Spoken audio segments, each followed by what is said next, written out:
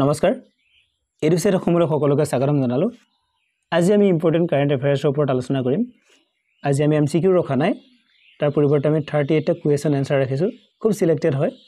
আৰু কিছুমান আমি ইচ্ছা কৰি কোৱেশ্চন ৰিপিট কৰিছো যাতে আপোনাৰ এনসাৰটো মনত ৰৈ যায় কিন্তু আমি কোৱেশ্চনটো অকমান চেঞ্জ কৰি দিছো কিন্তু এনসাৰটো একে থাকে ঠিক আছে আপোনালোকে মনোযোগেৰে চাই যাব শেষলৈকে চাব প্ৰথম প্ৰশ্নটো চাওক who was sworn in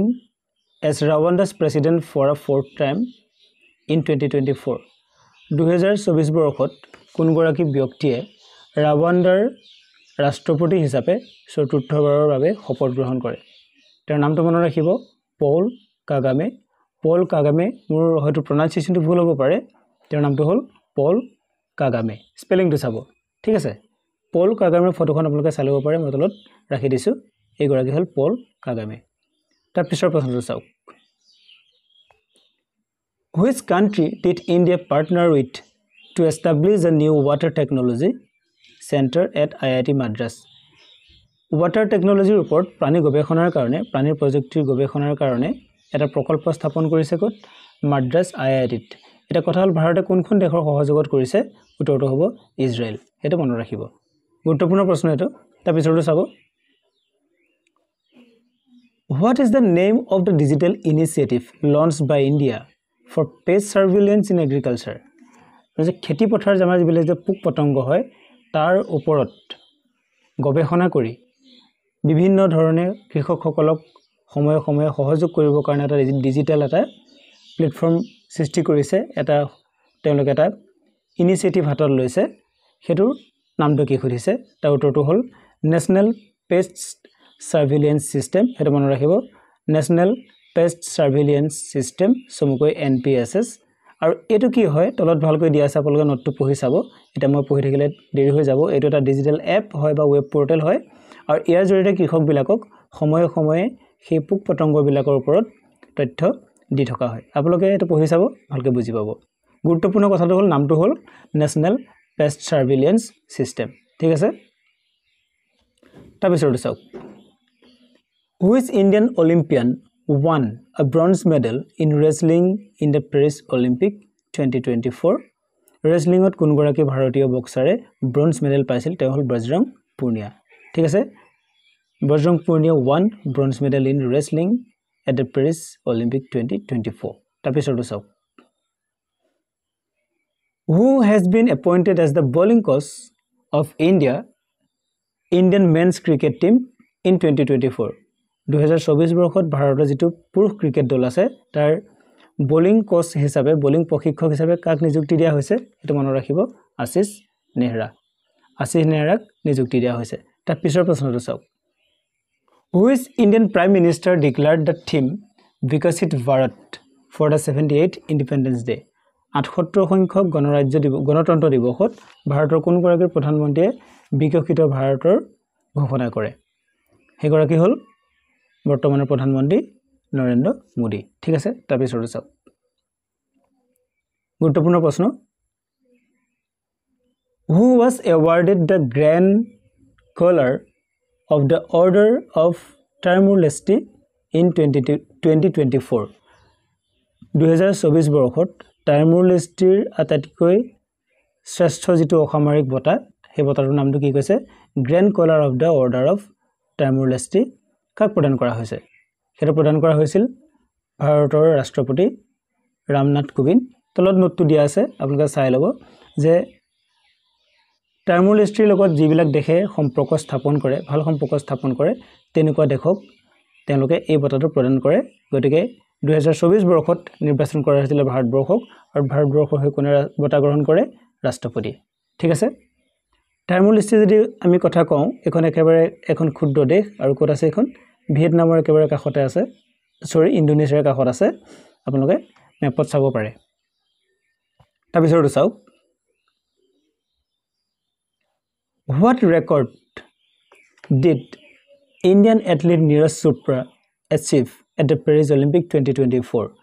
2024 বৰ্ষৰ পেৰিছ অলিম্পিকত নীৰজ চোপ্ৰাই কি ৰেকৰ্ড কৰিছিল তেওঁৰ হ'ল Neeraj Chopra won silver in javelin throw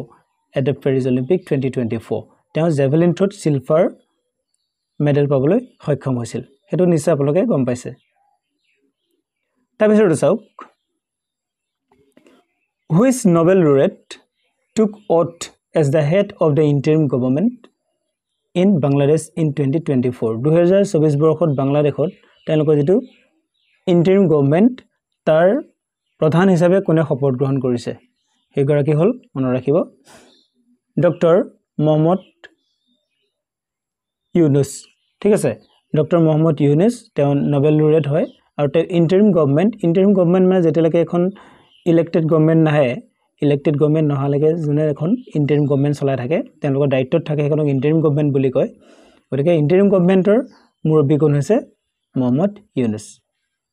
তেখেতৰ এখন ফটো দিয়া আছে আপোনালোকে চাই ল'ব তাৰপিছতো চাওক how many new Ramsar sites were added in India by August 2024 Ramsar site ওপৰত প্ৰশ্ন অহাৰ সম্ভাৱনা আছে এত কিবাতৰ প্ৰশ্ন ৰাখিছো আপোনালোকে চাব অলপ চেঞ্জ কৰি দিছো গুৰুত্ব সহকাৰে চাব how many new Ramsar sites কৈছে কি by August 2024 2024 বৰ্ষৰ আগষ্টৰ আগলৈকে কেইটা Ramsar site নতুনকৈ এড কৰা হৈছে ভাৰতৰ হেতু হ'ব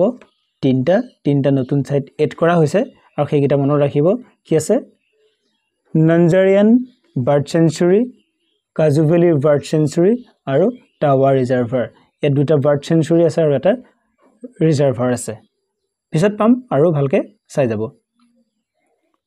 এটো চাওক who was the first Indian shooter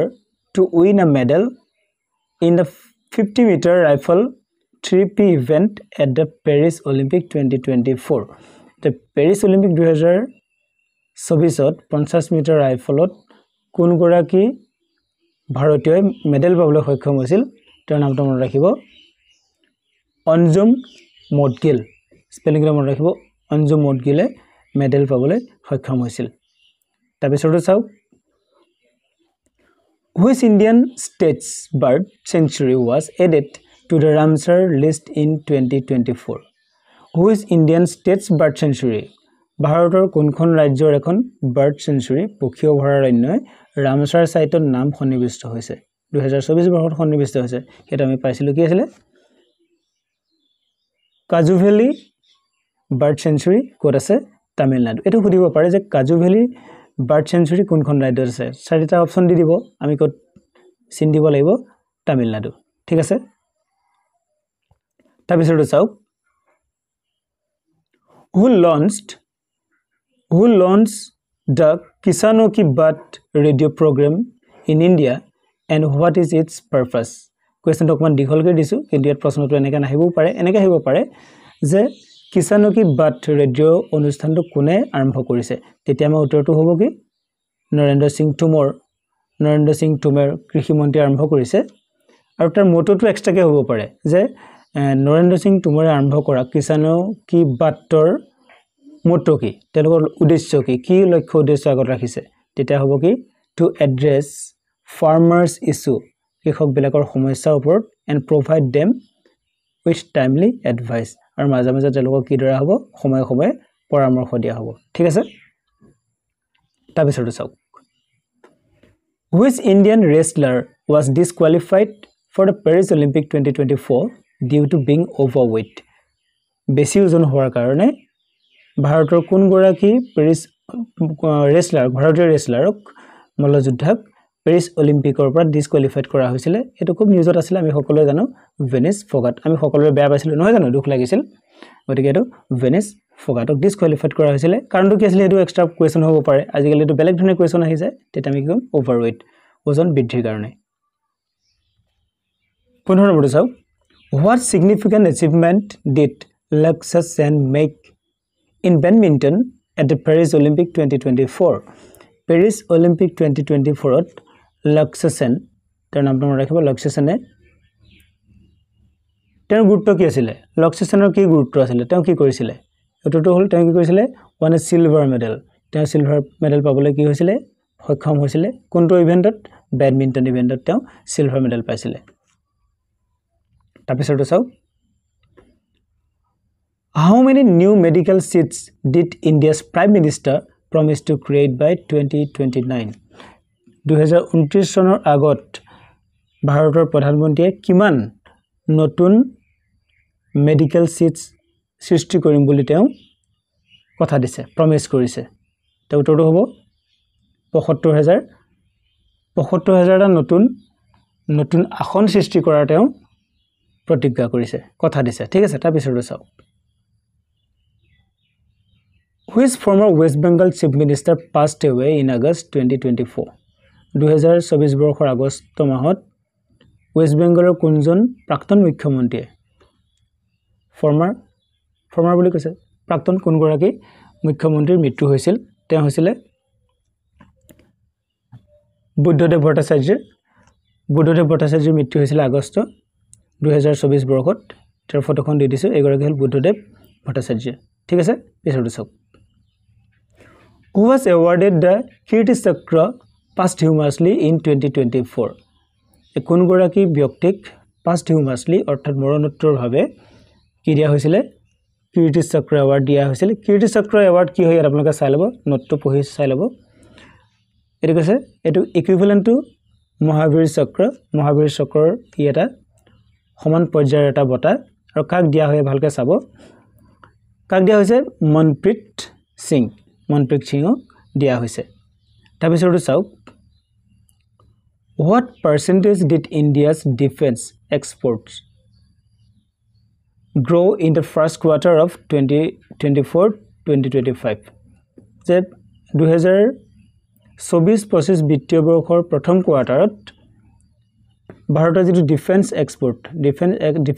মানে আমাৰ যিবিলাক মিলিটাৰী লগত জড়িত যিবিলাক সামগ্ৰী সেইবিলাক আমি কি কৰিছো ৰপ্তানি কৰিছো কিমান বৃদ্ধি হৈছে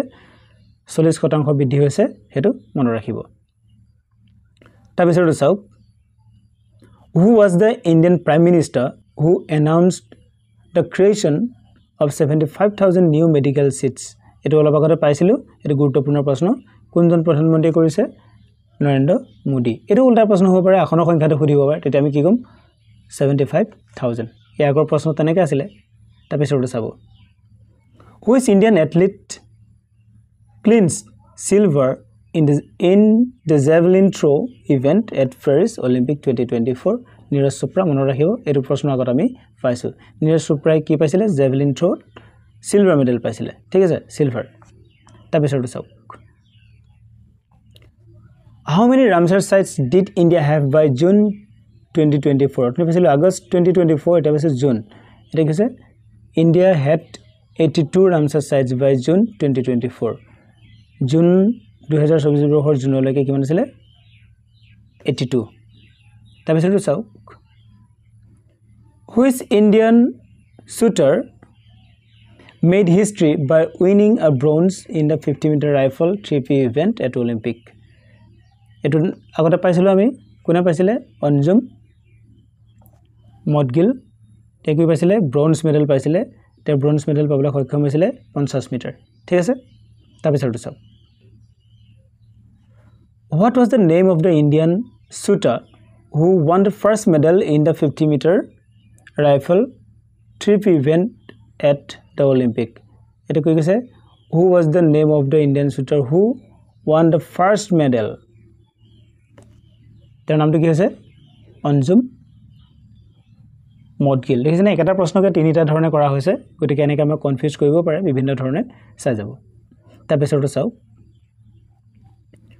Who did the Indian wrestler Aman Servat defeat to win bronze at the Paris Olympic 2024? So, who is the Indian wrestler Aman Servat? Kak prastokor bronze medal paisil? Te hol Ravi Dahia.